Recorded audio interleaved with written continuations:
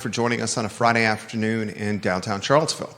The week is almost behind us, the last show of the week in what was a shortened week for Memorial Day, but I think it was a pretty good one. On Tuesday, we interviewed Albemarle County Board of Supervisors candidate Dave Shreve, who's running for a seat on the board in the Jack Jewett District against Sally Duncan. On Tuesday, Chief Mike Kotchis, the George Clooney of policing, was in the house. We spent an hour with Chief Kotchis talking in part about Kevin Cox and the arrest that is currently hanging over him, a vandalism charge for a crosswalk that he created on Elliott Avenue. We'll talk about that with Kevin Cox. We'll talk the state of Charlottesville with Kevin Cox, and we'll reflect or take a look on East High Street, on some of the new zoning ordinance and some of the activism that's happening in Charlottesville with Mr. Kevin Cox as well. A lot we're going to cover on the show, and we encourage you, the viewer and listener, to join us in the conversation by asking questions and shaping the discussion. I ask you, the viewer and listener, for very little, but I do ask you for the same thing every day. If you could do me the favor of hitting like and sharing the show, like and share the show, and tell somebody about the I Love CVille Show. We work hard for you, and that literally is the only thing we ask in return, is that you help us spread the gospel. Judah Wickower, director and producer, if we can give some props to John Vermillion and Andrew Vermillion at Charlottesville Sanitary Supply. Friends of the program, partners of the show, Charlottesville Sanitary Supply on East High Street is locally owned and operated, 61 years and counting for Charlottesville Sanitary Supply. John Vermillion is 4, maybe 5 generations in Albemarle County, and his son Andrew is now taking over the business. They do things the right way, the honest way, the communicative way. Charlottesville Sanitary Supply, support this business, ladies and gentlemen. Judah Wickower, studio camera, then a 2-shot as Kevin Cox is on the show, with every media outlet in Central Virginia watching the program. Kevin Cox, good Friday afternoon to you. Hi, Jerry. Thanks for inviting me. Thank you for joining us on the program. Sure. Did you walk here? Of course. Walked here. He is the I would say, can I say this with confidence and conviction, the top pedestrian advocate and activist in Charlottesville, Albemarle, in Central Virginia. I'd say that's you, Kevin Cox. Can I say that? You can say that. Thank you. What drives your motivation for pedestrian and cycling advocacy? Well, there's 2 things, really. The first is I walked to my job at UVA for 25 years, 2.5 miles one way, and I got to know the streets and the sidewalks, and I know there are a lot of problems that need to be fixed. And secondly, I really want the city to be more walkable for everybody so that more people are out there on the streets and sidewalks. It'll make the city a safer place. It'll reduce traffic congestion. Everybody that walks instead of driving to UVA to their jobs, that's one less car. And so I think it's beneficial to me, and it's got a huge benefit for Charlottesville in general. Whereabouts do you live in Charlottesville, Kevin? I live on Fairway Avenue, behind Chisholm Place, sort of behind Mead Park. Okay. How long have you lived in Charlottesville? Well, I've lived in the area for 62 years. 62 years? Yes. Wow, fantastic. Family man? Am I? Yeah. Yes, I have a wife and 3 children and a new granddaughter who's 3 months old. Fantastic. I'm excited to talk about the State of the Union of Charlottesville with you, but the topic that is front and center in all the news cycles is a recent arrest for a crosswalk that you created on your own prerogative. We'll unpack the details here on the I Love CVille Show, but I'll start with an open-ended question. Give us the flip book of what happened with the crosswalk on Elliott Avenue. Okay, well, my involvement started when I saw a request on the city's app, My CVille. It was a request from a woman who lives near that crossing, and she was requesting a marked crosswalk designate that crossing. And the then acting city traffic engineer replied, and he was very dismissive. Was this Brennan Duncan? Yes, it was. Brennan Duncan, okay. He was very dismissive in his reply, but his reply also showed that he's pretty ignorant of how pedestrians travel in Charlottesville and what a pedestrian sidewalk network really does. And so that got me started. And I contacted the lady, and she and I began a petition drive to have a marked crosswalk put there. We collected over 900 signatures. That petition was pretty much ignored. Numerous appearances have been before City Council, emails have been sent detailing it, and they continue to refuse without any good reason. Have you heard from anybody any reason that the city has denied that crosswalk? I have not, Kevin. Okay. I have not heard There a is reason. none. You're saying there is no reason? There is no good reason. There is no good reason. What is the reasons you've been given for denying the crosswalk? Well, in the most recent explanation I got from the deputy city manager, Mr. Freeze, they're not putting a marked crosswalk at that pedestrian crossing because they're trying to encourage people to walk more than 100 yards uphill out of their way and then walk back down. And so by not putting the marked crosswalk there, somehow or another, that's going to encourage people to walk a good distance out of their way, and they don't do that. I don't think Mr. Freeze would do that, okay? And so, where were we? The reasons for why the crosswalk are not there. Right, and then after that, I got an email from the acting traffic engineer, Brennan Duncan, and in that email he said that the street is an arterial street, and that was given as a reason for not putting down a marked crosswalk. That statement, arterial street, is oxymoronic. It's something he made up. There's no such thing as an arterial street. It's either an arterial or it's a street. They're different, okay? And so I think this is one of the real reasons, is because he's designated an arterial and he wants to keep it an arterial in order to keep the speed at 35 miles an hour. Arterials do not have marked crosswalks at unmarked, unsignalized intersections. So on an arterial road, if you have an intersection, but it doesn't have a stop sign, it doesn't have a traffic signal, then you're not supposed to put a marked crosswalk there. That's because arterials are high-speed roads meant to move high-speed traffic. They're usually 4 lanes between freeways. They're not city streets. Elliott's a city street. Let's see, what else did they say? And you have this all documented. This is all documented via email, paper trail. All of this. Oh, yeah, absolutely. They've also told me it's too dangerous to cross there, so they want people to cross up the hill. Well, it's a legal crossing, okay? It's completely legal. Pedestrians and drivers have all the same rights and responsibilities at that pedestrian crossing as they would have if it were marked. All a crosswalk does is indicate to drivers this is a pedestrian crossing. A marked crosswalk does not create a crossing, it acknowledges one.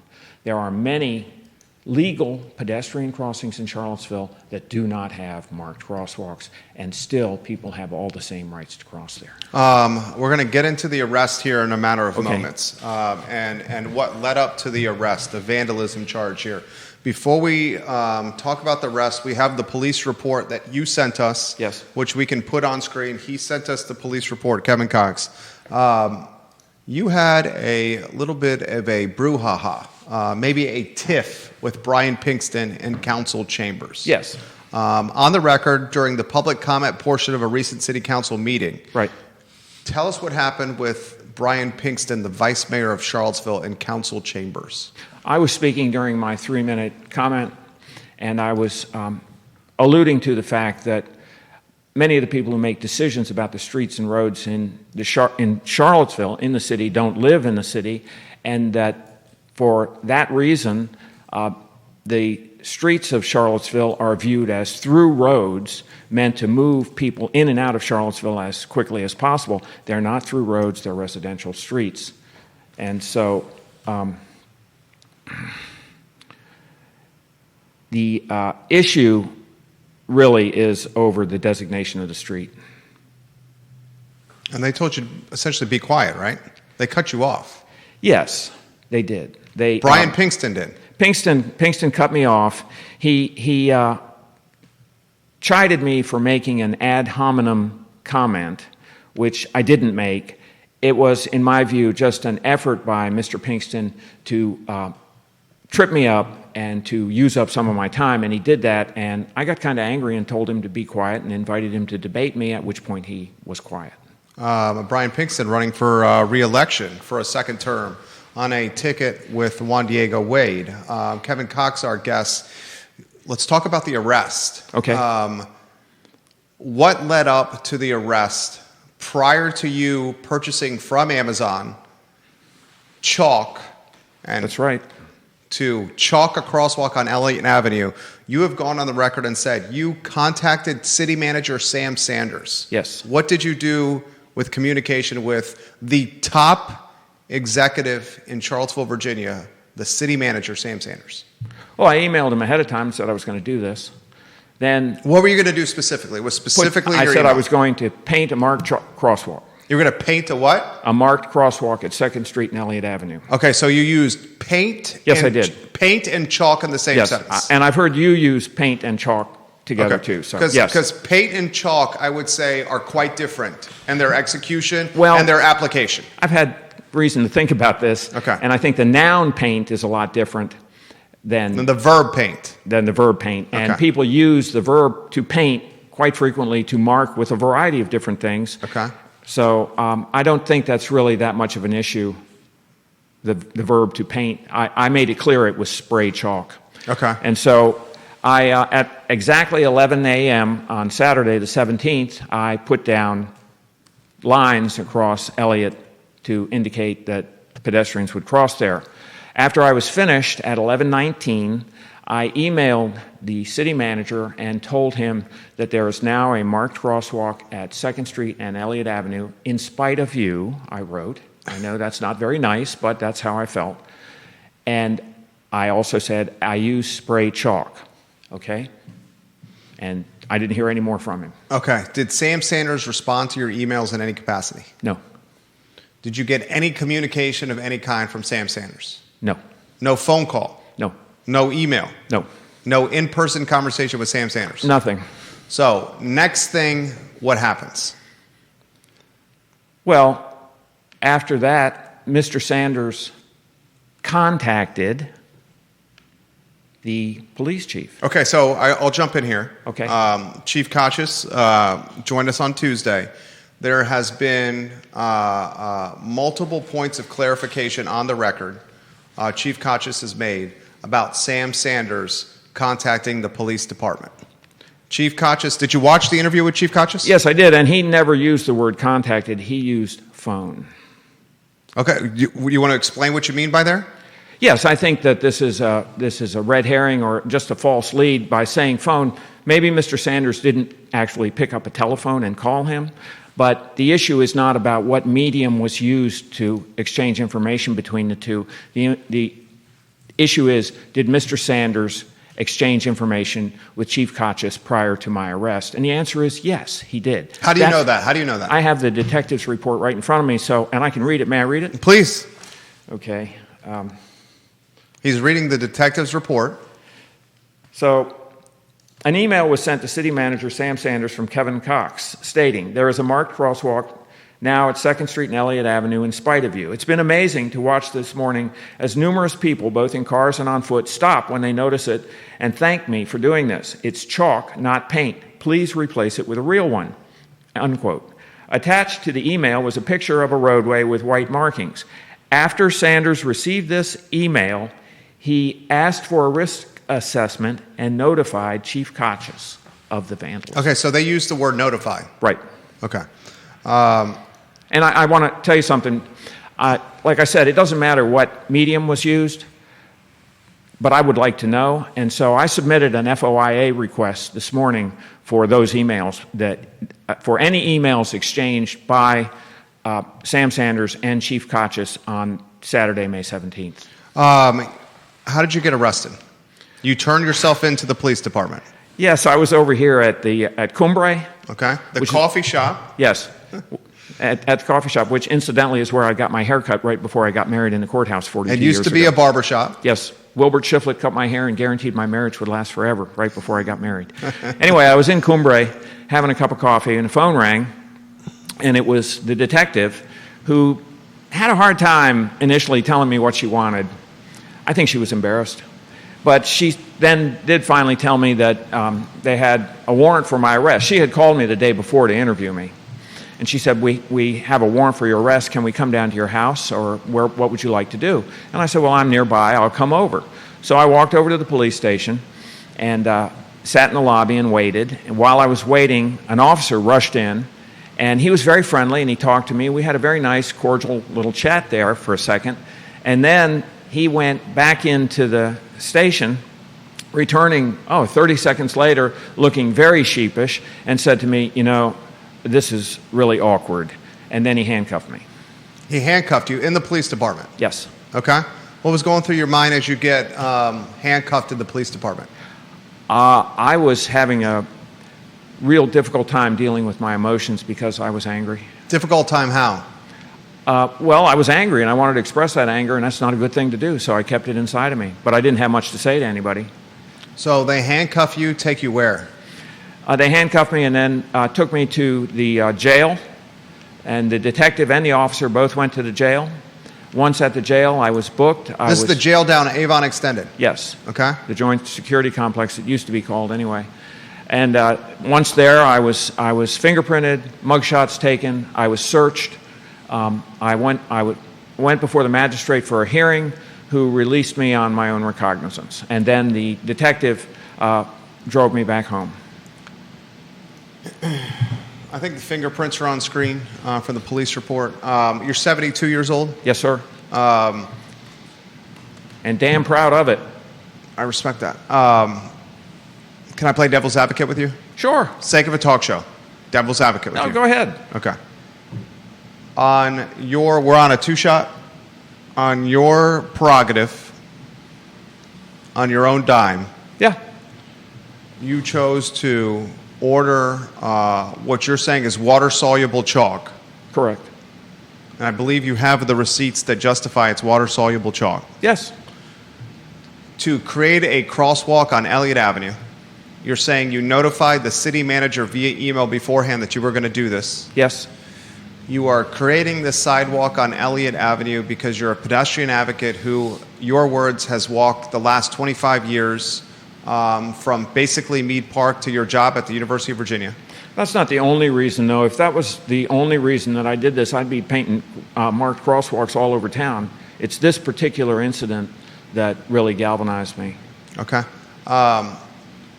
If you took a bird's eye view, a holistic view of this, and we're told someone in the community was going to paint a new traffic pattern call to action on a city-owned road without having approval of any capacity from local government, and was going to do this on his own dime, would you think that person was going to have legal ramifications on his or her near horizon? I would assume so. Okay. So when you were doing this, did you anticipate getting arrested? No. When you were doing this, what did you anticipate the legal ramifications to be? I thought that the most likely thing that would happen would be they would inspect it, see that it was chalk, go get a tank truck and hose it off, and then send me a fat bill for that labor. So That's when what you I thought would happen. When you painted this, when you chalked, I'm going to use chalked. When you chalked this crosswalk on Elliott Avenue, you had every reason to believe that the city was going to, on taxpayer dollar, paint over your chalk crosswalk and then bill you for the work and the labor and for the materials. No, not paint it over, wash it off. I expected them to wash it off. The police chief said when sitting on in your chair that they painted it over and then the chalk walk started to bleed through or see through. No, that's not what happened. Explain to us what happened. I went and looked at it and watched it as it happened. And what happened was the black stuff that they used to brush on to the white chalk did not adhere to the white chalk. It rained, and the chalk layer and the black stuff both came off, revealing more of the chalk, but very faded underneath it. It didn't bleed through. It's a talk show. My job is to keep the tempo and keep the conversation and play devil's advocate. Yeah. If every resident in Charlottesville, Virginia, chose to utilize civil disobedience to, in their view, better the city, would we not have lawlessness and chaos in Charlottesville? Jerry, that's just not going to happen because people don't want to have to go through what I'm going through right now is one reason.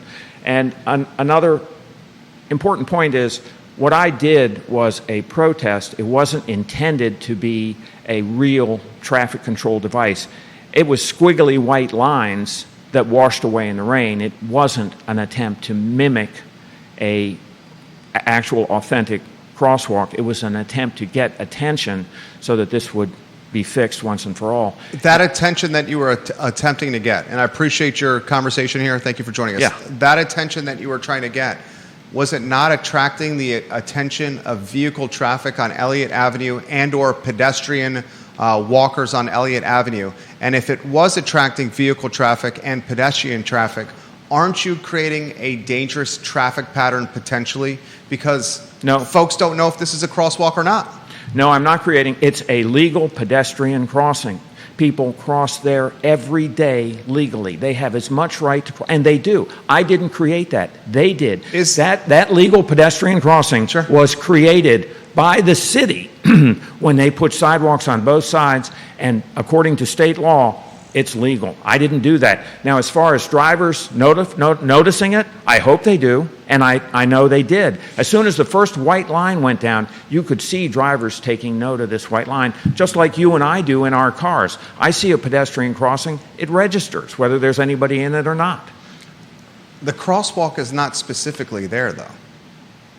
That doesn't matter. It's still a legal pedestrian crossing. Because you're saying there's two sidewalks on either side.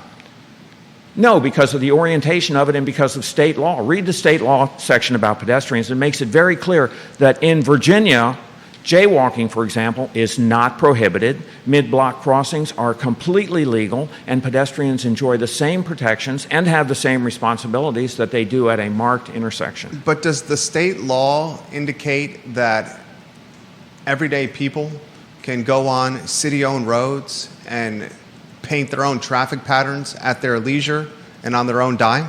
I knew it was against the law. It was an act of civil disobedience. Okay? You've hired an attorney. Yes, and a good one. Your attorney is very good. I know of your attorney and his reputation. Your attorney ain't cheap. Is your attorney doing this work pro bono? No, not pro bono. Okay. Do you get a discount on the attorney rate? Yes. Okay. I think so. This civil disobedience, when it's all said and done, is going to probably cost you thousands of dollars. Yeah, I know. Would you do that again, knowing what's happening right now? Would you do everything you have done right now, knowing that you have been arrested? Well, it depends on the situation. In this case... You're facing a year in jail. I know that. It depends on the situation, though. In this case, it's very cut and dried that the city was wrong to deny that request. I want to go back to that for a second. Mr. Freeze said that they want people to use the other crosswalks that are hundreds of yards away, right? Well, if you're walking from Ix towards Elliott Avenue and you want to continue walking down Elliott Avenue, there's a sidewalk only on the opposite side of the street, on the south side of the street. So if you're walking from Ix and you want to get to Elliott, your choices are, and this is what Mr. Freeze wants you to do. He wants you to walk in the street on the north side, several hundred yards, and then cross the street there. But people don't do that. Many people walk down Elliott and go to 2nd Street, and a lot of them actually use the crossing, but quite a few of them also jaywalk mid-block between 6th Street and 2nd Street, walk in the street down to 2nd, and then continue up 2nd. I understand. It's a link in a regular pedestrian route. Brennan Duncan said that he didn't want to put it down because it would only serve the 15 houses on Ware Street. He also said that people could walk out of their way, which they don't. Both of these underline the fact that Mr. Duncan does not understand pedestrian commuting patterns. That is a link in a regular pedestrian route. This Brennan Duncan is the husband of Sally Duncan, who's running for Albemarle County Board of Supervisors in the Jack Jewett District. Just want to highlight that for the record. Kevin, you're speaking to someone who has a platform that reaches a lot of people who, on an almost daily basis, is holding City Hall and local government accountable in some fashion. I do it all the time. I am critical. I hold them accountable. I spare no punches on this show. Yeah, I know. I understand the concept of civil disobedience. In some cases, you can maybe describe that's what's happening here with the I Love CVille show. I also am someone of practical reasoning. And in the most respectful fashion, sir, I mean what I'm about to say here, and I want to be respectful. If we had a community where individuals on their own dime, on their own prerogative, on whatever time they choose, go into Charlottesville or Albemarle County and change traffic patterns, alter rules, alter... Jerry, that's not what this was about. This was not a permanent change in traffic patterns. I get that. Or a legitimate fake, and it wasn't disguised at all. It was a protest that was intent, and that's all it was intended to be. I understand that. I want to say one more thing. Please. There are numerous instances all over Charlottesville of paint applied to the street that has been there for years with words like slow down, Yep. cat crossing. I've seen and it. The city knows about this, and that person has not been arrested. Okay, so they have not follow-up paved question for over you. that. Follow-up question for you. Do you feel that you've been stigmatized or targeted because of your activist history? Absolutely. Okay, explain that. Well, I've had a lot of problems with the city. Mr. Sanders and I have had some serious arguments. In person? Yes, in person. I've been lectured on my behavior in a very demeaning way that just made me angrier. And I got mad, and I said and did some things that I regret. For example, what? Oh, I just said that, I don't know, I insulted the city council, said they were all sycophants. And, just really, I just lost it for a little while because I'm so frustrated at what I see as the pig-headed determination not to protect people who need to be protected at that street. They cross there.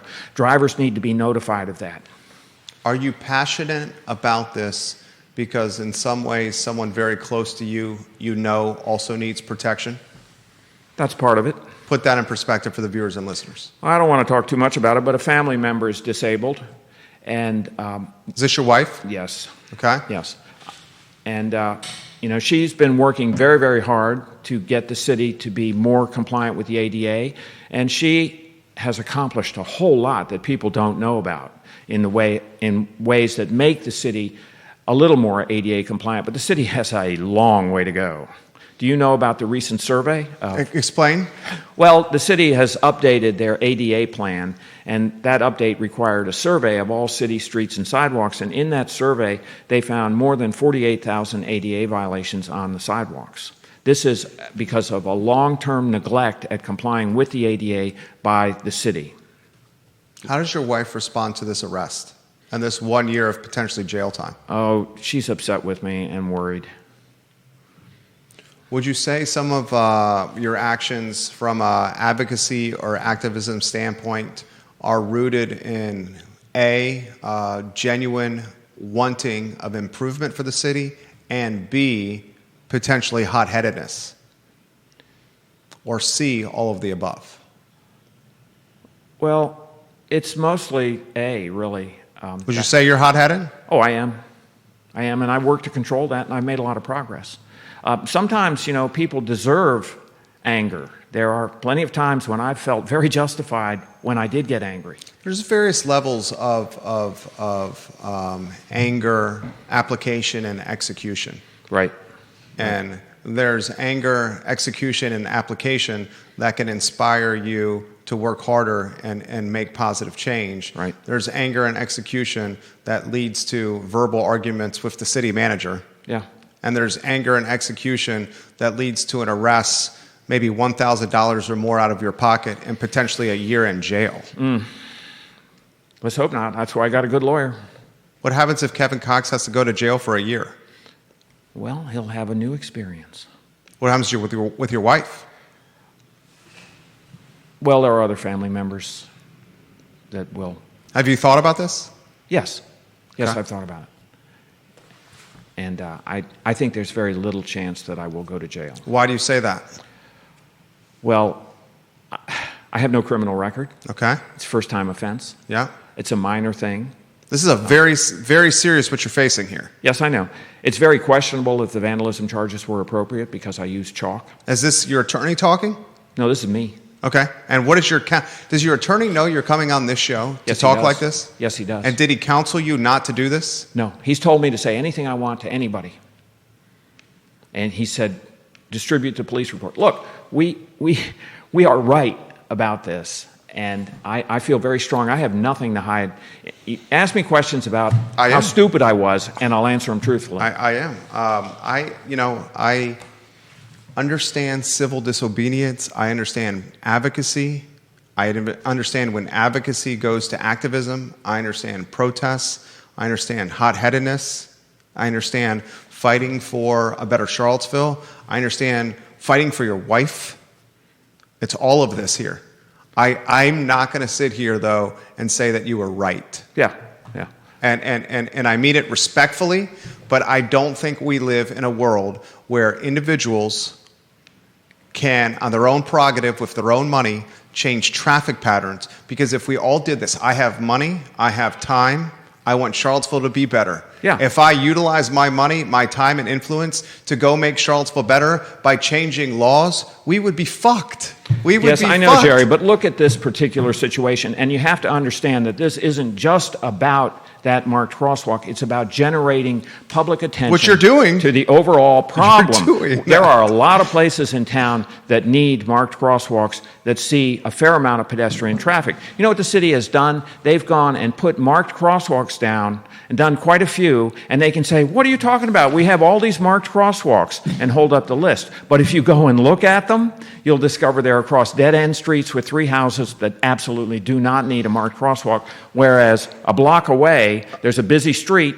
and he refuses to put a marked crosswalk. I respect that. To protect the people who cross there every day. I respect so that. that's what my civil disobedience was about, as well as that one crosswalk. It was about getting attention to the need for more marked crosswalks and the bigger issue of designating streets as arterial roads and at higher levels of use than they really merit. My street, Fairway Avenue, is a narrow residential street. I know it well. It's rated as a minor collector. It's a narrow residential street.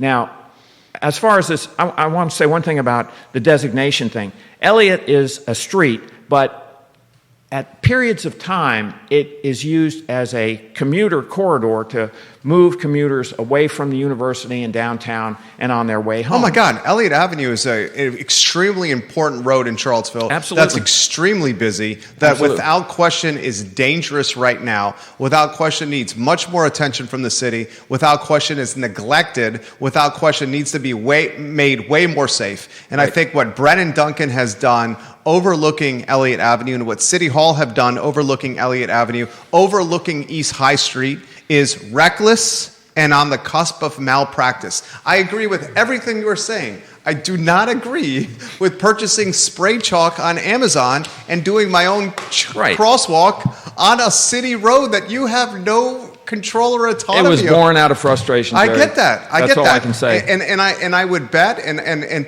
we got everybody, every media outlet in town watching you here. You got City Hall watching you here. Right, I know. You got a lot of folks watching you here, right here. I ask you a sincere question and hope for a very honest and genuine response. Do you regret what happened, knowing where you were at right now? No. I'm glad to be here. I'm glad for the attention. I want people to realize that that street should have been changed immediately as soon as that terrible death occurred. They should have. But I want to clarify. Okay. I want to clarify. It happened at another. The Liberian woman, local Charlottesville Mama woman. Wasamai. She's a mother. Yes. She was struck by a teenager. Yes. On Elliott Avenue and killed. Right. That was not at the specific location of your crosswalk. No, it was at the other marked crosswalk that the city is telling people to walk to because they've enhanced it. The enhancements are mostly a joke and actually, in some cases, more dangerous. More dangerous how?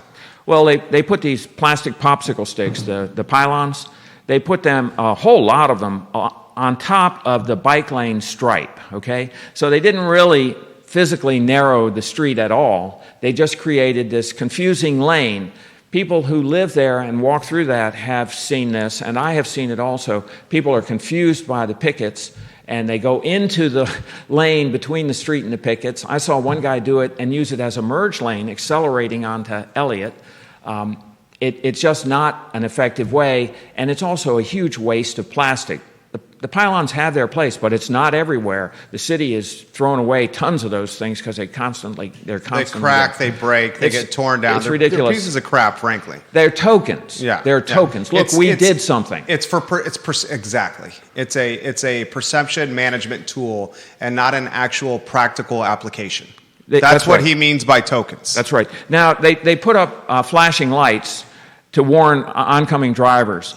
I've walked a lot, and I know how the flashing lights work, and I can tell you, many drivers ignore them, even when there's a pedestrian in a crosswalk. Yeah. It's all voluntary. All of this depends on the drivers. Most drivers are going to cooperate. It's the jerks who killed people on 5th Street that don't cooperate. And they're the problem. Viewers and listeners, let us know your thoughts. Let us know your thoughts of Kevin Cox and what's going on here with this crosswalk. Put them in the feed. I'll relay them live on air. Your comments. You get a lot of comments coming in here. Great. A lot of comments. We want to highlight Ray Cadell, who's watching the program. And Ray Cadell is someone who speaks highly of you. Well, thank you. Ray Cadell is watching the show. I'm going to relay his comments exactly verbatim live on air. He said, Kevin is a longtime first-class advocate for lots of different issues throughout many years here. He deserves a medal, not a summons.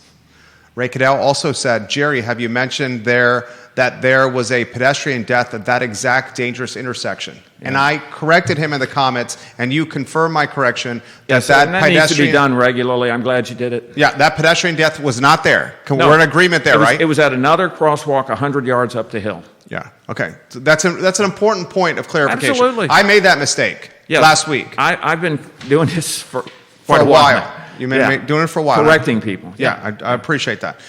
Janice Boyce Trevelyan is watching the program. She disagrees with what you did. Okay. She says, I agree with you, Jerry. If some young high school kid had done this, we would all be raving about the dangers of what they had done to that intersection. I can't say that that's really accurate or inaccurate. It's a subjective guess. Deep Throat watching the program. I believe you know who Deep Throat is, but we're going to go by the moniker Deep Throat nevertheless to protect his anonymity, but I do believe you know who he is. He says, I've heard people use the counterfactual argument Jerry just made about painting a traffic pattern, but that is not the right analogy. The point is that this is already a legal crossing, so marking it does not actually change anything about pedestrian or vehicle rights or responsibilities. That's not true of painting in a turn lane or something like that. Right. Right. He also says, Deep Throat, can I share my own experience with Brennan Duncan and crosswalks? A crosswalk across barracks that I got paved over. This was clearly a mistake by the contractor. Instead of saying, sorry, we will put it back, the traffic engineering came up with a bunch of species excuses.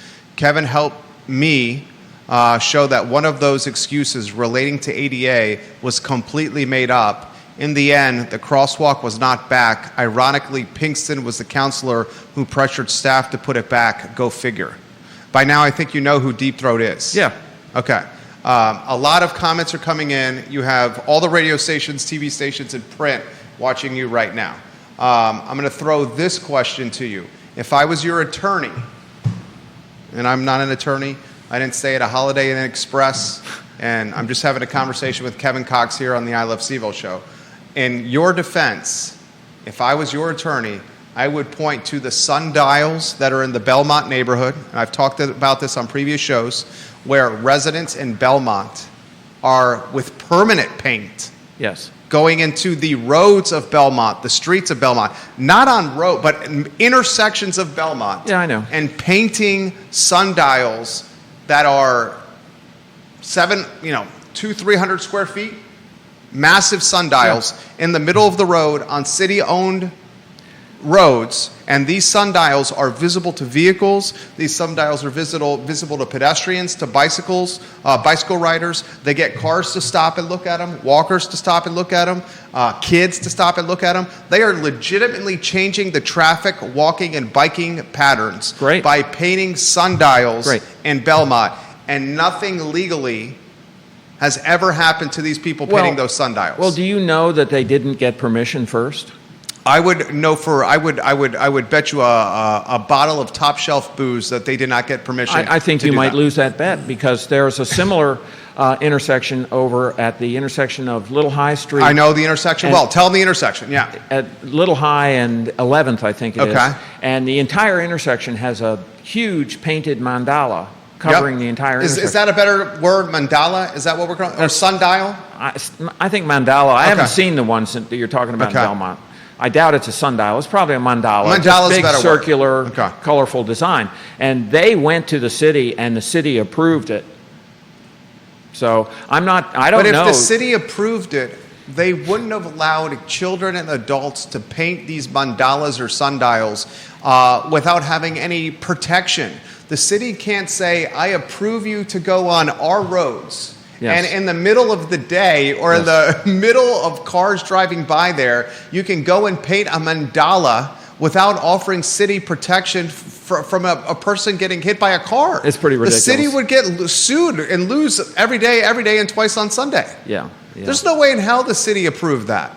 Yeah. You're basically saying the city said, go paint on these roads, and we're not going to say don't drive your cars on these roads? I don't know. What if know. someone got hit by a car? No, I know the city approved it. I don't know how the process unfolded, and I don't know that city employees weren't there to put up cones and direct traffic while they did. I don't know that. The better defense for your case would be these people did it without notifying the city. Yes. And nothing happened to them from an arrest or vandalism standpoint. Right. Well, look. Can I help you find something? No, I got it. Okay. Down on Caroline Avenue is where there's a lot of paint on the street that was put there more than 5 years ago, and the city knew about it and spoke to the homeowner. I don't know what transpired. I went down there last night and took pictures of it, and it's quite amazing how much paint there is there. The city knows about it. They didn't arrest her. They didn't cover it up. Yeah, I mean, so your case, what he's doing here is saying that I've been targeted because of my activism. Absolutely. That's what he's saying. This is vindictive. That's what he's saying. Chief Cox came on the show on Tuesday and said it has nothing to do about his activism. Uh-huh. Did you hear him say that? Yeah, I heard him. What did you think of Chief Cox's comments on the show on Tuesday? I think the most critical one, the most meaningful one was, he's my boss and I do what he tells me to do. Well, that's how it works. I know. I know. So that Sam Sanders is his boss. That's where the responsibility lies then. Conscious is just the messenger. Conscious is the police chief who in works this for case, the city manager. Yes, he's the messenger for the police chief in this case. The police chief contacted him and told him. You're talking the city manager contacted the police chief is what you're saying? Yes. We have that in the detective's report. Okay, okay, let's just say hypothetically, let's just say, and I do believe that the city manager has contacted Chief Cox. Yeah. Okay, and how that contact was made is what's up for debate. And that's what caused Chief Cox to get frustrated with the Daily Progress, with its headline writing. But you're probably right. The city manager did probably message the police chief in some capacity and say, do we have some kind of legal exposure here? What is wrong with that? Yeah, that's what is wrong with that? I don't get that either, frankly. So I expected him to do something. Yeah, Sam Sanders should notify. That's why I sent him the email, because I expected him to, once he knew, do something. So I don't know that it's inappropriate for Mr. Sanders to take direct action, but what's the big deal about that? It is that? Inappropriate for him to use the process of being arrested, booked, charged, have to pay $1,000 in court costs, and all of this. He's using that to punish me. No, he's following the letter of the law, Kevin. No, he's not, because if he was, he'd be doing it all over town. There are plenty of other examples that are not being addressed. That's the argument you make. Well, that's the argument you make. But what you did was against the law. Absolutely. You're admitting it was against the law. You just happen to be, in very visible way, breaking the law. But you still broke the law. I know that. Do the others that painted the mandalas and the sundials at Belmont, should they probably face ramifications? I'll bet you after this show they will. I'll bet you after this show those Belmont sundials and mandalas will be painted over. And no one's going to be allowed to do that ever again. I'll bet you a bottle of high-end booze, that's going to be some fallout from your work here, Kevin. I don't think that's necessarily true. As I said before, we do know that the one on on Little High was done with the permission and approval of the city. I don't know that the same circumstances don't apply to the ones in Belmont. City of Charlottesville cannot allow average Joes and average Josies to take permanent paint and paint artistic renderings on roads. They did it. But if they do that and that person gets hit by a truck or a car, then the person who dies' family can sue the city. You can't allow... They can sue the city and it'll get thrown out more likely. I don't know that. I don't know that I just don't know that. And also, it's a very slow street. I do know that the city approved that. And the Little High circumstance. Yes. Yeah. I will bet you that the artistic renderings that are done on city roads will not be allowed anymore after this. I don't know. I think that'll be collateral damage of this. Can I make one more comment about the speed on Elliott? Yeah. The speed right now is 35 miles an hour on that stretch of Elliott from Ridge Street up to Avon, okay? But on Cherry, on the other side of Ridge Street, the speed is 30 miles an hour at the park, okay? Now, the traffic engineer seems intent on keeping that road at a higher speed by calling it an arterial. And I want you to think about this. What is the difference in travel time in that 0.6 of a mile between going 25 miles an hour? Nothing. Absolutely What is nothing. the difference in getting hit by a car going at 25 versus 135? It's a matter of life and death. Significant, frequently. yeah. So what's the issue? I don't get it. I don't understand why they haven't reduced the speed limit and taken strong action. Probably because if they do that, they're going to lose face to you, and it's a pride issue. You know it. Would you agree with what I just said? Absolutely. Yeah, it's a pride issue. And that's why civil disobedience and activism versus advocacy, there's ways of threading a needle. The way that you're threading a needle is the bull in the china shop way. Well, and I tried the other way. The bull in the china shop way often creates resistance. It's the whole vinegar and honey mythology. Look, we collected 900 signatures. I've been through this with the city council over and over again, constant emails. We have tried the legitimate ways, and out of frustration, I did this. I wanted to get the city's attention, and I want to bring attention to the bigger issues of speed limits throughout town and the absence of marked crosswalks at critical, used, legitimate pedestrian crossings. I respect that.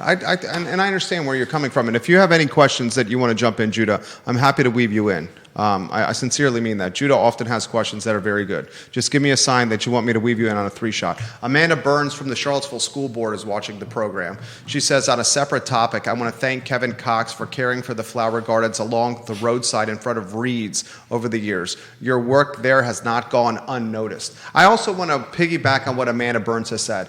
You've done a lot of good for Charlottesville. You have done significantly more good for Charlottesville than you have done bad. What you have done on East High Street should be commended. And I'd love to get your take on what's going on with East High Street, because I've often said on this show, and frankly, Elliott Avenue too, I said the most underperforming, the most unsafe, the most underutilized corridors in the city of Charlottesville are East High Street and Cherry Avenue, Elliott Avenue. That's right. And it's clear cut. I've highlighted the lack of cohesion or uniform nature of the sidewalks. I've highlighted the piss poor pedestrian and bicycle safety. Bicycle lanes I've highlighted. I've highlighted the speed. I've highlighted the volume of traffic that go onto these 2-lane roads because they're such important thoroughfares for the city of Charlottesville. I've just used common sense when talking about East High Street and Cherry Avenue and why they're unsafe and underperforming. Can you put in perspective some of the efforts you've made to East High Street? Well, I was a crossing guard at Hazel and East High, and I saw what the situation was like. There's a lot of congested, fairly fast-moving traffic on East High. It's difficult to get across. One problem that happens frequently there is that drivers will block the intersection of Hazel and East High, and traffic backs up to the traffic signal, and we have gridlock. And so the solution to that would be a don't block box. And I asked Brennan Duncan to install a don't block box at that intersection, and he said, yes, that's a good idea. 8 months later, it hadn't been done, okay? So, again, I decided to take action. I made my own do not block intersection sign that looked exactly like a legitimate one, and I nailed it to a utility pole near the intersection. 2 days later, the sign was torn down and the don't block box was installed by the city, okay? Then there's the sidewalk. For many, many years, there was a dirt path in front of the brick building that AT&T uses. And it took quite a bit, but Mr. Sanders was new. He and I got along great. He was very helpful. He got that sidewalk built using funds meant to build safe routes to school for children. So, go ahead. The big issue with East High, though, really is the absence of any sidewalk at all. This is it. On what is the south side, and that's from the intersection of Meade and East High all the way down to the phone company building. It's very dangerous. It's extremely dangerous. Somebody was killed there. Yeah. Bicyclists get hit all the time. Judah and I have crossed East High Street on a number of times, walking into Charlottesville Sanitary Supply with parking in one of those side roads, so we don't take up our clients' parking in front. Yeah. And crossing that street on foot, it's like you're playing Frogger. It's extremely dangerous. Yeah. People are hauling ass down East High Street, and for you to walk or try to get across without a crosswalk is extremely dangerous. And we're able-bodied men over here. I cannot imagine what a mother pushing a stroller, or someone carrying bags, or someone that's not, someone that is not, as fluid with their movements, what they're going through crossing East High Street. Talk to me about what you think of the State of the Union in Charlottesville is right now. How long have you been in Charlottesville? 62 years. I've lived here now in the city. I've lived here for close to 30. Close to 30, you lived in the city. You've been in this area, Charlottesville or Albemarle, for 62 years? Yes. Okay. What do you make of Charlottesville, Virginia right now? Oh, it's a great place. I like it a lot. And it's going to be better. I think it's undergoing dramatic demographic change right now. How so? I think, call it revitalization or gentrification. But Those are two very different things. Okay, well, it's being revitalized by people who are moving into inner city and urban neighborhoods close to downtown. And they're moving there. One of the reasons many of them move there is because they want to live in a walkable community. They want to live somewhere they can put their kids on the cargo bike and go to the grocery store. They tell me this. When I work on my flower garden in front of Reed's, I give away free flowers and I talk to people. And I have been really excited by the number of younger families that have moved into town. Town is going to go places. The higher density new zoning, like it or not, is going to bring more people into town and crossing the street. What do you think of the new zoning ordinance? I think it's overkill, way overkill. Why is the new zoning ordinance overkill? I think that the densities are too high in some cases, and I don't particularly like the mandate against parking minimums. I think that's going to have a dramatic impact. You're going to have money to buy a parking space, and it's also going to increase cars congesting, blocking pedestrian access. The cars ought to be in a garage under the building.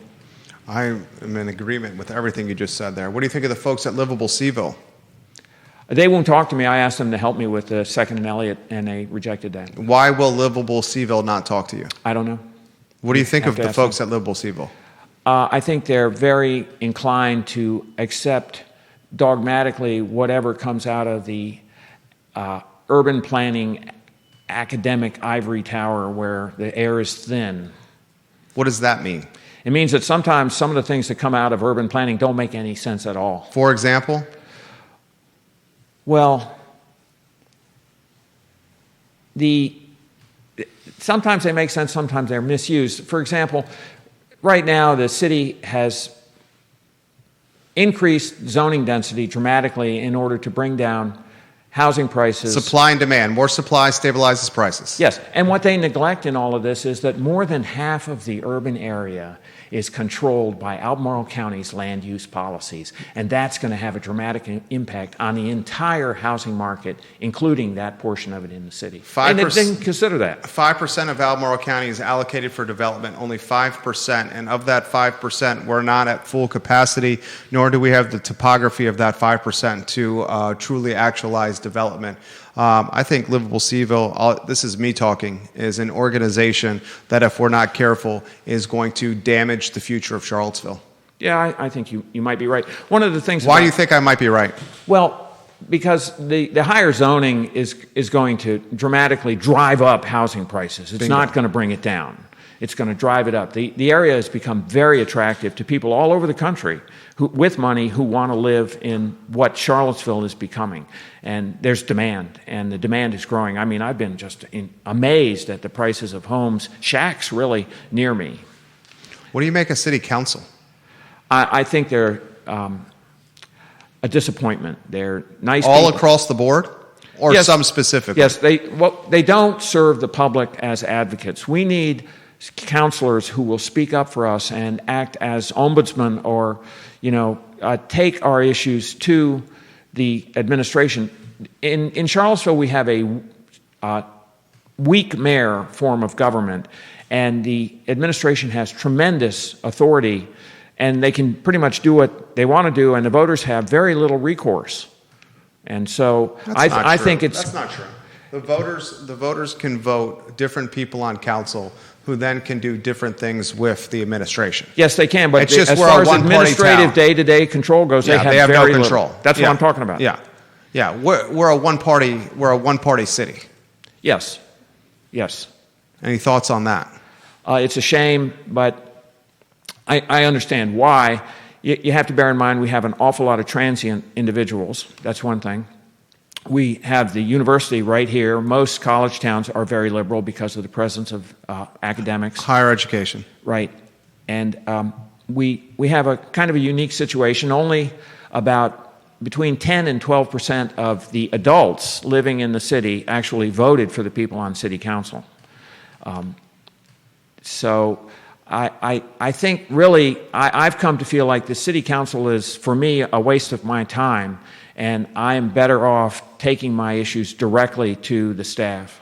Yeah, but okay, directly to the staff as opposed to directly to the asphalt. I want to wind this interview down here.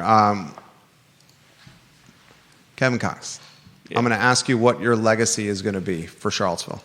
Oh, I hope it's open sidewalks and moved utility poles and all the curb ramps built. And I have a vision actually of Charlottesville as a really nice place.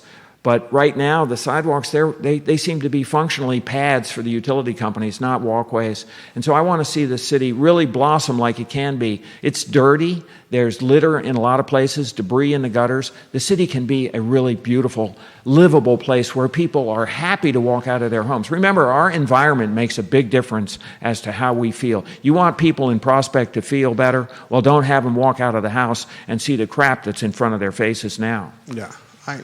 You know what? A large portion of what this guy says, I'm in very much agreement with. An extremely large portion of what he says, I'm very much agreement with. It's just I'm a criminal and you can't support that, right? That's not it. I have no problem. That's not it either. My issue is you changing traffic patterns. Yeah.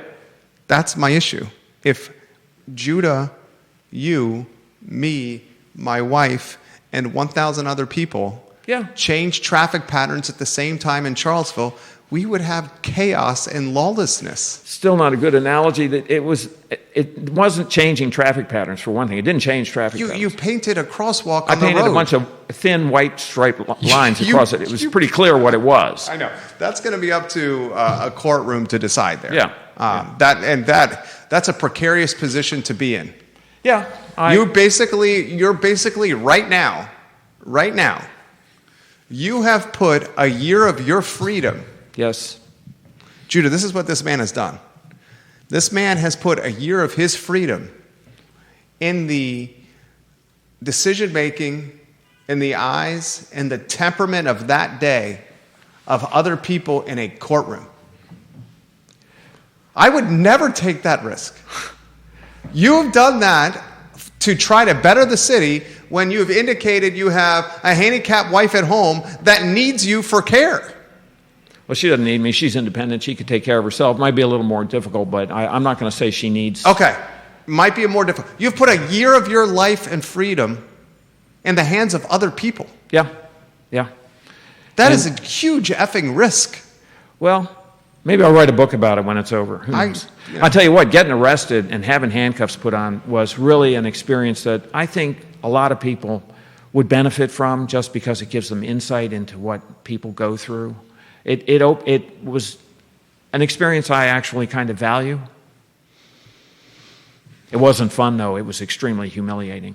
Well, if you think about it, your arrest was done in a police department without anybody really seeing you. Yeah. Oh, yeah. There's much more visible and humiliating arrests Yes. than you going to a police department and quickly being whisked away into a private room. Right, And but you had the police officer drive you home. And I had a very sympathetic police officer and a sympathetic detective who I really feel bad for, Well, actually. no detective or police officer joins the force and puts on a badge and carries a gun to arrest 72-year-old men for painting crosswalks on roads. The travesty is the detective was new, okay? A very nice young woman. She was new. This was her very first case as a detective. Stop it. Yes. Is that true? It is. You popped her detective cherry by having her arrest you for a chalked crosswalk. I didn't have her arrest me. Is this where you're going to say Sam Sanders? Yes. Sam Sanders did not have you arrested. He contacted Kochis and said, do something. And Kochis has to do what... We'll see what that emails have to say. Kochis has to do what limits the exposure for the city. Right. Because if Kochis Kochis doesn't limit the exposure for the city, then he professionally is exposed. Right. He did what he's supposed to do. I don't deny that. But we'll see when they respond to the FOIA request I submitted this morning. We'll see what email exchange took place and what Mr. Sanders actually did say. I don't know that he told Kochis to arrest me. I just know he contacted me. There's not a doubt in my mind that you're going to be like a dog with a bone on this. You know it. I do know it. We'll close with this. When are you in court again? Is it July the 14th? Bastille Day. Is it? What is it? Yes. July 14th? To the barricades! What time on 14th of July? Do you 9 know? a.m. 9 a.m.? Yes, sir. This story is going to continue for another... I hope supporters show up. This story is going to continue for another 45 days. You see that, Judah? You know what you should do is you should probably launch some kind of GoFundMe to see if the community will cover your fees tied to vandalism and court costs. Because my prediction Yes. is your case is going to get thrown out. Yes. But you're going to be on the hook for the $1,000 plus in vandalism charges and the court costs. Right. I think you're right. I think it'll get thrown out, too. I'm surprised it hasn't been dropped already. But if they dropped it already, they wouldn't have the $1,000 court costs. Exactly. Yeah. Exactly. Yeah. Kevin, thank you. Was the interview fair? Yes, it was very good. Okay, we're about to close here. I want to talk to you off air. I'm going to be 2 more minutes. Okay. Was I fair? Yes, you were. Okay. You were. Okay. Did you have a good time today? Yeah, I did. You could have been harder with me. I wasn't going to be. Okay. Yeah. Kevin Cox, Judah Wickower, Jerry Miller, Friday edition of the I Love CVille Show. You see the premise of the program. Just want to be the water cooler of conversation in Charlottesville. And I'll close with this. I sincerely mean this. I think Mr. Cox is truly wants what is best for Charlottesville. I do truly mean that. I think can I say one thing? I think the execution is what's left to be determined. Yes, absolutely. I want to add a caveat to that to make it clear. I am not running for city council, and I am not going to. Are people asking you? Yes. I mean, this guy, we have somebody on YouTube saying Kevin Cox for mayor. It's not going to happen. Well, you would have to run as an independent at this point. Yeah. Well, it's just not going to happen. There's no reason to ask questions about it. God, can you imagine a city council where Brian Pinkston wins and Kevin Cox is sitting right next to him on the dais? Look at this. The man gets a chuckle out of that. Wouldn't be good. Brian Pinkston and No. Kevin. Well, I'm as qualified. I'm as unqualified as they are, and I'm not going to put myself in that position. Closing with a zing right there. All right, that's the Friday edition of the I Love CVille Show. So long, everybody. Hold on. I need to get a photo with you. Okay.